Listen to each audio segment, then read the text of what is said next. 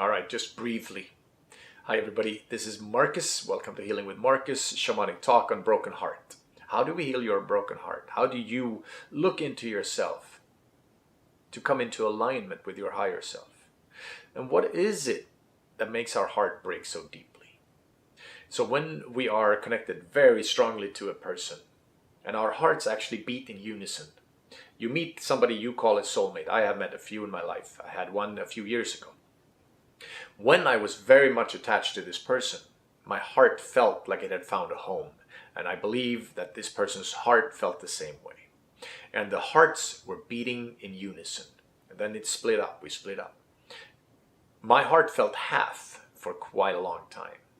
And it was interesting to see how when we look deep into the heart, and we see the cells in our heart are aligned with themselves, with each other.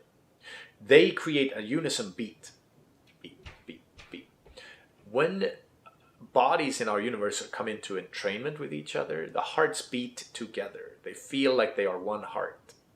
They physically feel like there's an extension of themselves, both energetically and physically, in the other person's heart. So when you're together, you feel it. Intimacy is amazing, connection is amazing, and you know each other really, really deeply. You can feel each other in a way that we can't with people we aren't that connected with.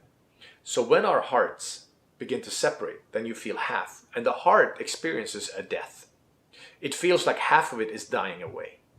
And this is also one of the reasons why people die from a broken heart. Because the heart that feels half, it feels injured. It feels like, holy crap, I am not going to make it. So the trick for us to heal it is to move our attention back into ourselves. And of course, there's always going to be energetic ties to this other person. There's always going to be a quantum entanglement with that person. And there's nothing wrong or good or bad with that. My wish would be that we all could learn that those connections are very, very powerful. They're very important to honor, and they're very, very real. I think most people today don't really understand that it's real, right? So when your heart feels half, and it feels like it might be dying, one of the things we have to do is both do some breath work to just bring more attention into our body.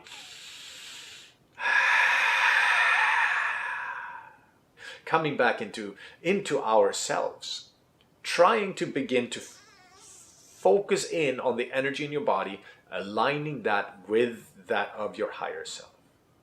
That means releasing traumas, learning about what's going on with your triggers. What is it that triggers you? Why do you have those triggers? What is it that happens? Because the deepest part of this healing journey we're on happens when you really are willing to look at what the heck is going on in my life. What the heck is going on with me? If you're not willing to look at that, you're not going to heal. You're not going to find the type of healing that you need. The deep, deep, deep seated